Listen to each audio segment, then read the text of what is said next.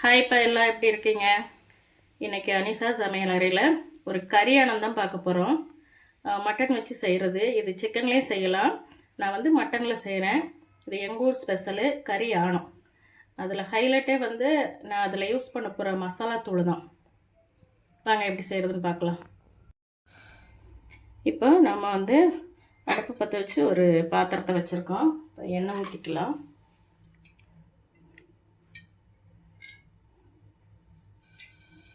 போதும்.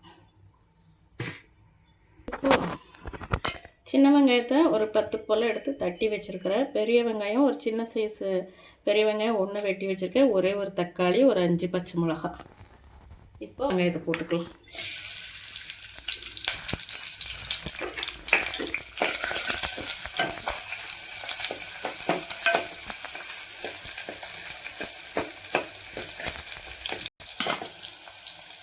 இப்போ சின்ன வெங்காயமும் தக்காளியும் ஒன்றா போட்டுக்கலாம்.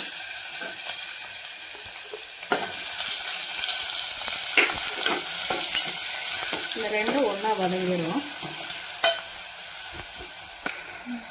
தக்காளி நல்லா குழஞ்சிருச்சு. கொஞ்சம் கரம் மசாலா போட்டுக்கணும். கொஞ்சம் அதுக்கு வந்து இஞ்சி பூண்டு பேஸ்ட் 1 ஸ்பூன். வெந்து எண்ணெய் பிரிஞ்சு வர்றப்போ நம்ம மிளகாத்தூள் போட்டுக்கலாம். எண்ணெய் பிரிஞ்சு வந்தால் தான் அந்த இஞ்சி பூண்டோட பச்சை வாசனை போகும். ஒரு 1/2 ஸ்பூன் மிளகாத்தூள் போட்டுக்கலாம். ஆயில் கொஞ்சம் கம்மியாகவே ஊற்றுங்க, ரொம்ப ஆயில் இருக்கக்கூடாது. இப்போ மட்டனை வந்து ஒரு 4-5 டைம் கழுவிட்டு தண்ணியில் போட்டு வச்சுருக்கேன். அதை எடுத்து போட்டுக்கலாம்.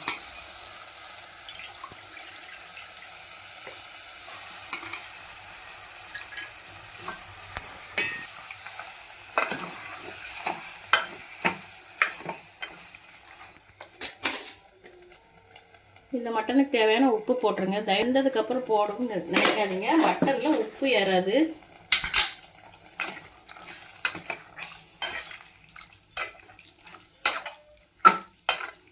இது கொஞ்ச நேரம் அப்படி இந்த எண்ணெயிலே வேகட்டும். நம்ம அதுக்குள்ளே தேங்காய் அரைச்சிட்டு வந்துடலாம். பாருங்க, ஒரு 2 சில்லு சைஸு தேங்காய், 5-6 முந்திரி பருப்பு, 50% வெந்துருச்சு. இப்போ இதுக்கு மசாலா சேர்த்துக்கலாம். இந்த ஆணத்துக்கு இந்த மசாலா தாங்க ஹைலைட்டு. இந்த மசாலாவில் தனியா, கசகசா, சோம்பு, ஜீரகம், மஞ்சள் இதத்தையும் போட்டு அரைச்சிருக்காங்க. இவ்வளோதாங்க.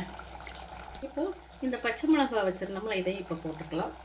கொஞ்சம் தண்ணி ஊற்றிக்கலாம்.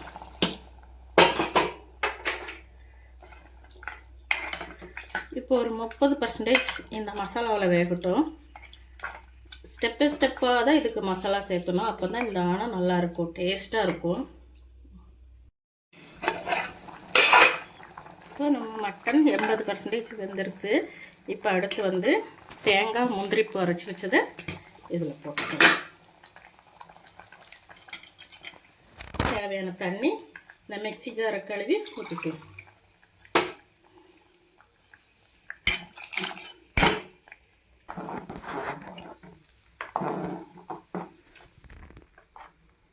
தேங்காய் ஊற்றியாச்சு. இப்போது ஒரு 4-5 புதினா தழை, கொஞ்சம் மல்லித்தழை இதையும் போட்டுக்கலாம். இன்னொரு 20% வேகட்டும்.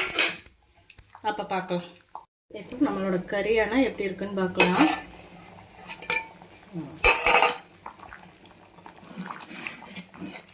மட்டன்லாம் நல்லா வெந்துருச்சு. இந்த கறியானை வந்து எங்கள் ஊரில் ஸ்பெஷல்ப்பா.